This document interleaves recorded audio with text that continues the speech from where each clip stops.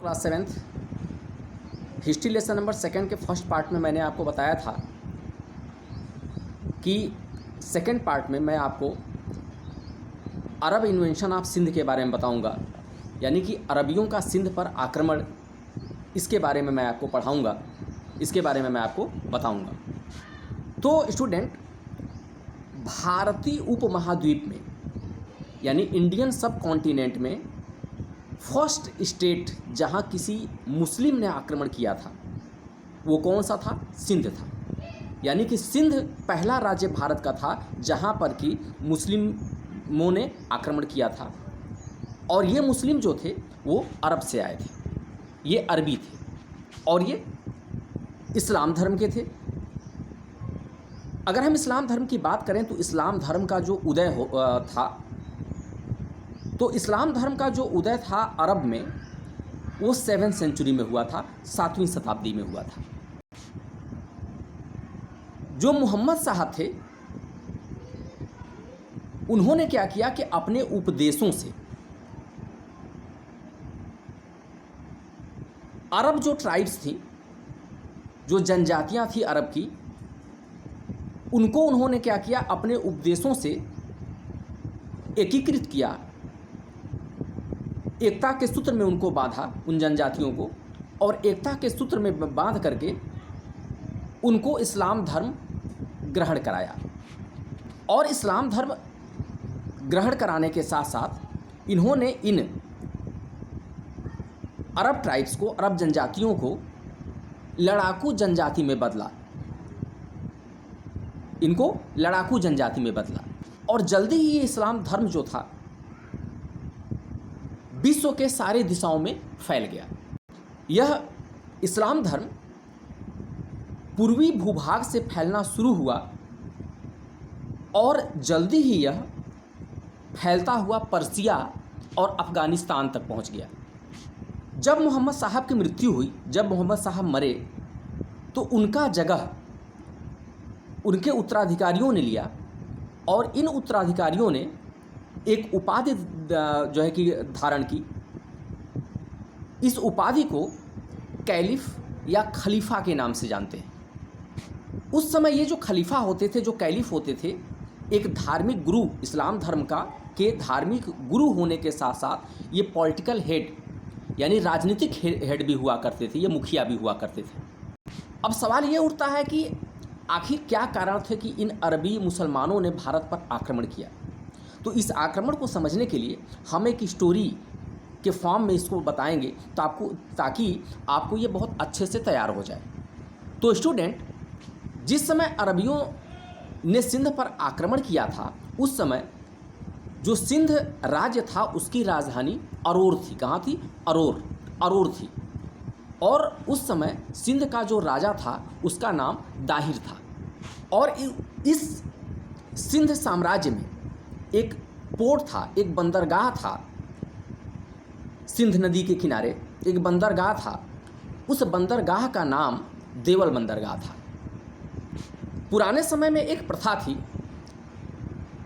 इस्लाम धर्म में कि जब कोई राजा राजपद ग्रहण करता था इस्लाम धर्म का, जब कोई राजा राजपद ग्रहण करता था या इस्लाम धर्म स्वीकार करता था, तो उसको जो है कैलिफ को यानी खलीफा को, खलीफा से मान्यता प्राप्त करना होता था, यानी उससे जो है अप्रूवल लेना होता था और उसको उपहार भेजना पड़ता था। तो इसी परंपरा को निभाते हुए हुआ क्या कि श्रीलंका का शासक जो था उसने जो है इस्लाम रिलीजन को स्वीकार किया, यानी कि इस्लाम धर्म ग्रहण किया श्रीलंका के राजा ने। और इस्लाम धर्म को ग्रहण करने के बाद जो इराक की राजधानी है बगदाद,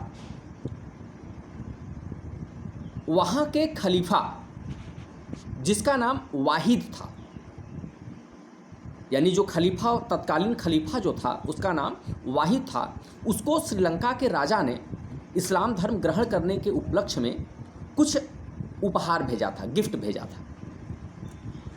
और जब ये गिफ्ट ले करके श्रीलंका के शासक के जो लोग ये गिफ्ट लेकर के खलीफा के पास जा रहे थे, तो ये जो गिफ्ट था, जो ये उपहार था, वह सिंध पोर्ट यानी सिंध बंदरगाह, जिसका नाम देवल बंदरगाह था, वहाँ पर हुआ क्या कि डाकुओं ने इस उपहार को लूट लिया और श्रीलंका के राजा के लोग, जो लोग ये उपहार लेकर जा रहे थे, उनको मारा पीटा और कुछ लोगों की उसमें हत्या की।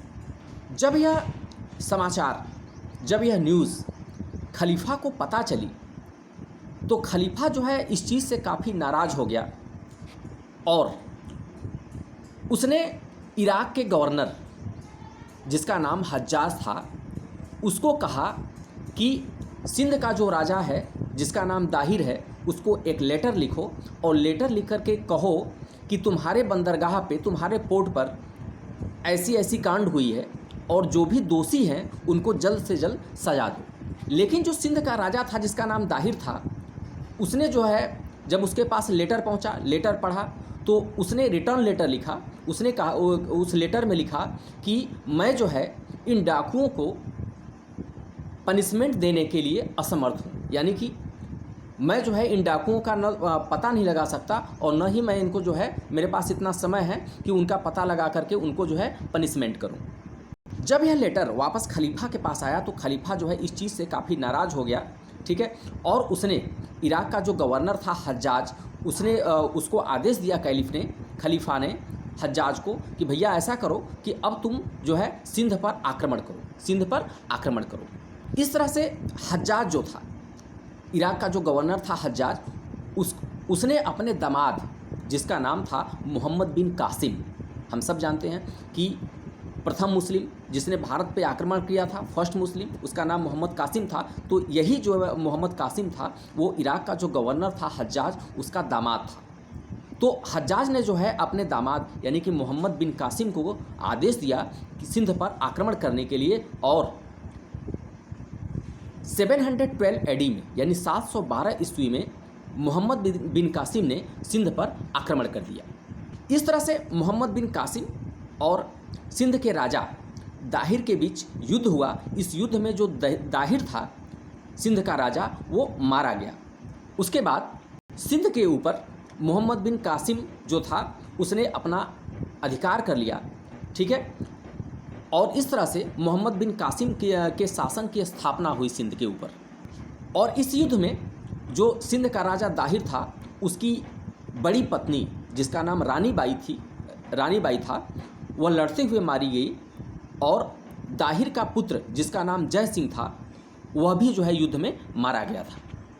और दूसरी पत्नी जो दाहिर की थी, जिनका नाम लाड़ी था, उसको जो है मोहम्मद बिन कासिम ने गिरफ्तार कर लिया और उसके साथ शादी कर लिया। इसके बाद लाड़ी की 2 पुत्रियां थीं, 2 डॉटर थीं, जिनका नाम सूर्यमती था और परिमाल देवी था। इनको जो है कि मोहम्मद बिन कासिम ने गिरफ़्तार कर लिया और गिरफ़्तार करके जो कैलिफ था वाहिद, उसकी सेवा में भेज दिया कि जाओ वहाँ पे तुम जो कैलिफ हैं उनकी सेवा करो। इस तरह से दाहिर की जो दोनों डॉटर थी, वो जो है कैलिफ की सेवा में आ गई, और यहाँ आने के बाद उन्होंने जो है कैलिफ से, उनके साथ जो घटनाएं घटी थी, किस तरह से उनकी माँ के साथ मोहम्मद बिन कासिम ने ज़बरदस्ती विवाह कर लिया था, शादी कर लिया था, ये सारी चीज़ें दोनों डॉटर्स ने कैलिफ को बताई। तो ये घटना सुनने के बाद जो कैलिफ था, वो काफ़ी नाराज़ हो गया मोहम्मद बिन कासिम के इस जो है एक्टिविटी से। उसके बाद उसने किया क्या कि इराक का जो गवर्नर था हज्जाज, उसको आदेश किया कि तुम अपने दामाद को गिरफ़्तार करो और गिरफ़्तार करके उसको जो है मार डालो। तो इस तरह से हज्जाज ने मोहम्मद बिन कासिम को गिरफ़्तार किया और गिरफ़्तार करके मार डाला, और उसके मरने के साथ ही सिंध पर अरब शासन का अंत भी हो गया। जब मोहम्मद बिन कासिम ने सिंध पर आक्रमण किया था स्टूडेंट, तो वह सिंध पर अपना अधिकार करने के साथ साथ 713 एडी में उसने उसके बगल का जो राज्य था मुल्तान, उस पर भी अपना अधिकार कर लिया था। तो इस तरह से मुल्तान पर अधिकार करने के बाद जो मोहम्मद बिन कासिम था, वो और अधिक अंदर भारत में नहीं घुस पाया, उसके कई कारण थे कि मोहम्मद बिन कासिम जो था वहीं तक रहा, मर गया वहीं पे। उसके बाद जो उसके सक्सेसर आए, उसके उत्तराधिकारी आए, वो बड़े ही कमज़ोर थे, उनके अंदर इतनी क्षमता नहीं थी कि वो अंदर आ पाते। हालांकि मोहम्मद बिन कासिम के द्वारा भी कोशिश की गई थी कि भारत में और अधिक अंदर घुसा जाए और राज्यों पे कब्जा किया जाए, लेकिन भारत के अंदर गुजरात, राजस्थान और मालवा के जो राजपूत थे, उन्होंने मोहम्मद बिन कासिम और उसके बाद उसके उत्तराधिकारियों का जम के विरोध किया, और विरोध के कारण वो भारत के अंदर अन्य राज्यों पर अपना अधिकार नहीं कर सके। तो इस तरह से ये अरब इन्वेंशन ऑफ सिंध रहा। अब हमको आगे पढ़ना है invention of Mahmud of Ghazni, यानी कि महमूद गजनी का आक्रमण भारत के ऊपर, यह किस तरह से होता है देखिए। तो स्टूडेंट, सबसे पहले हम ये जान लें कि